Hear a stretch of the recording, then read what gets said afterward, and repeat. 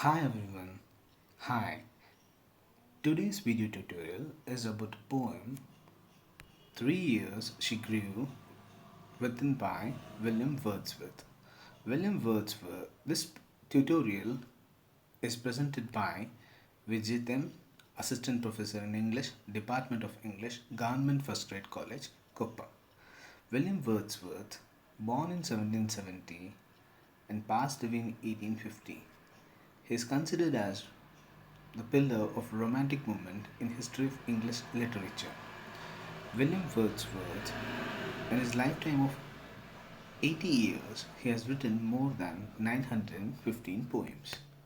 Here, 3 Years She Grew in Sun and Shower is a poem called Lucy poem is one among the bunch of five Lucy poems which was composed in 1978 by the English poet William Wordsworth and first published in Lyrical Ballads, an anthology of poems which was co written with his friend and fellow poet Samuel Taylor Coleridge.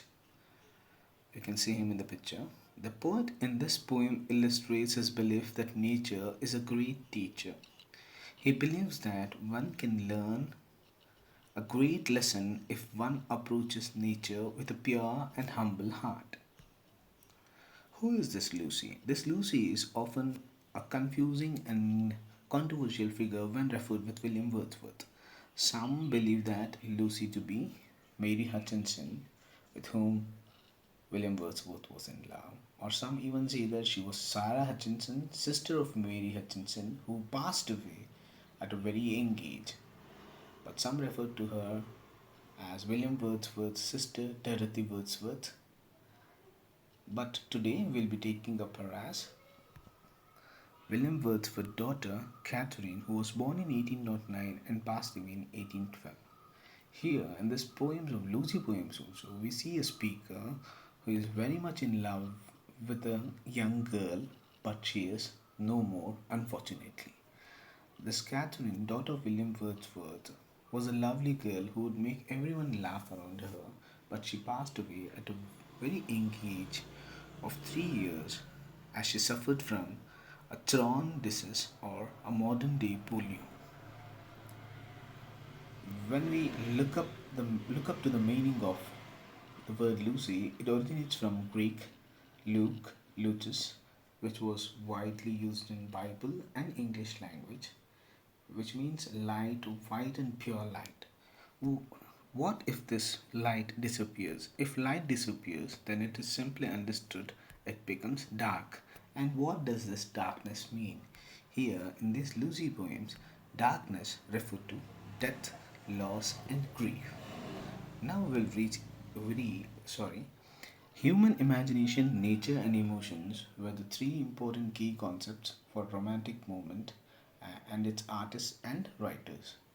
According to William Wordsworth, poetry is an overflow of emotions and thoughts recollected in tranquility. When emotions are applied to intellect and with beauty of nature, it comes out as a beautiful piece of art was the key concept of romantic writers and artists. Now in this slide we can see the picture of Lake District where William Wordsworth was born, which in this beautiful scenery of Lake District and the beautiful landscapes inspired many of William Wordsworth's poems.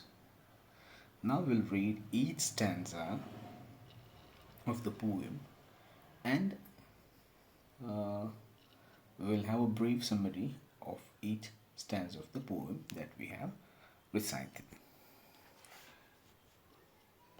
Please follow in your textbooks. 3 years she grew in sun and shower, written by William Wordsworth. 3 years she grew in sun and shower, then nature saith, a lovelier flower on earth was never sown. This child I to myself will take, she shall be mine, and I'll make a lady of my own. At the very beginning of the poem, the poet says that the day Lucy was born, till day she was only 3 years old. She grew in sunlight and the heat of the sun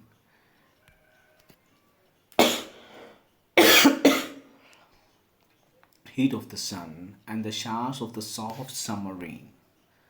Then Mother Nature said to her that there was no flower lovelier than Lucy that has ever been sown on the earth. Here, Lucy is compared to a flower because of her beauty and the natural way in which she was nurtured. Stanza 2.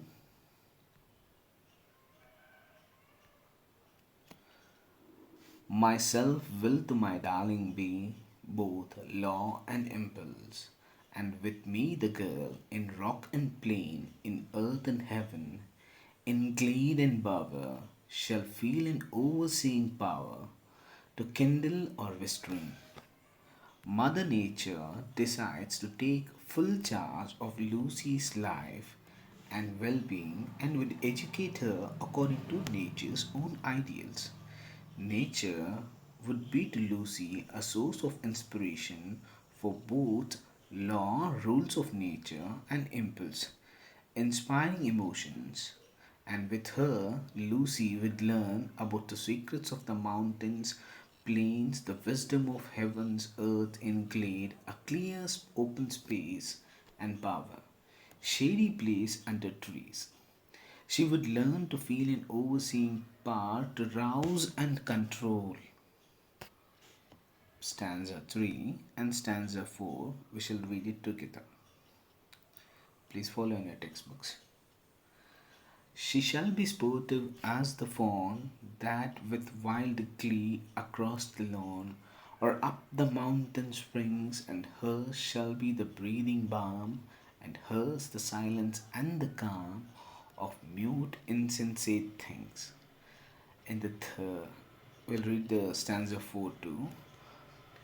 The floating clouds their state shall lend to her, for her the willow bend, nor shall she fail to see, even in the motions of the storm, grace that shall mould the maiden's form by silent sympathy. In third and fourth stanzas, that the speaker describes that Lucy would be playful like young deer with that wild and tameless joy. She will be full of energy to go high up as the water spring on the top of the mountain, a source of river. Lucy would possess that gentle breeze that would act as a soothing and healing balm for her wounds. She would also learn to be silent and calm with the silent, inanimate objects of nature. The silent, floating clouds in the fourth stanza that pass by would lend her the dignity and grandeur. To her, the willow trees would bend refers to the fact that Lucy would learn modesty from the bending branches of the willow, even in the strong moment of the storm, which symbolizes power and gracefulness. Lucy would learn to be powerful and graceful like the storm at the time, yet in silence, without Lucy being conscious of it. She would ultimately be molded into a fine young lady.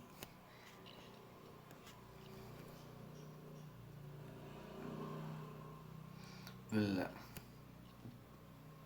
recite stanza 5.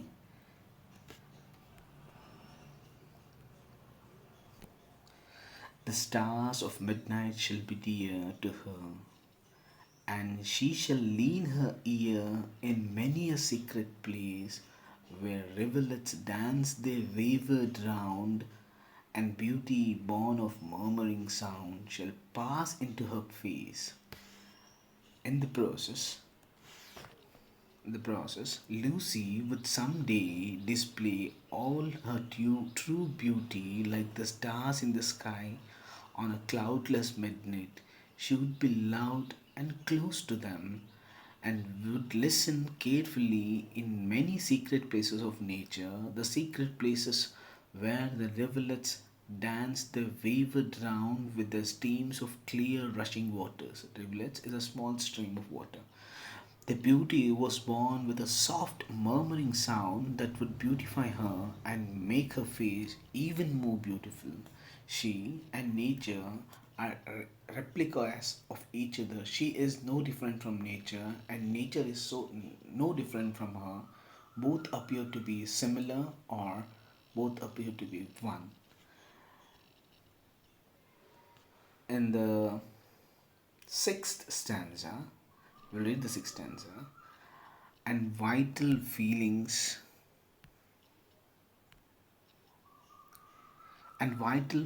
of delight shall rear her from a stately height, her virgin bosom swell. Such thoughts to Lucy I will give, while she and I together live here in this happy dell. The vital, invigorating, and lovely feelings of delight would bring up the nourishment in her to a grandeur height. Her virgin body would attain the physical and attractive growth that a young and pretty maiden would have. As long as Lucy dwells with Mother Nature in this joyful valley, she would shape Lucy's thoughts to height of maturity. In the last stanza, that is seventh one, will recite it. Thus nature spoke archaic English, that is Old English. Thus nature spake, the work was done, how soon my Lucy's race was won. She died and left to me this heat, this calm and quiet scene, the memory of what has been and never more will be. At last Mother Nature spoke and said that the work of educating Lucy was finally done. How soon was Lucy's race in her life's journey was run? Lucy's duration of life was compared to a race which has a beginning and an end. When she died, all that she left to the narrator was the heath, the barren land, the calm and quiet scene. The poet is left with the memories of the past, of the memories of Lucy, whom he will not be able to see again. Lucy, whom he loved truly, is no more. She is just a memory which can only be recollected, but which cannot be, which where she cannot, Lucy cannot come into a physical life again. Here we'll end this tutorial. Thank you for listening. Gracias. Adios.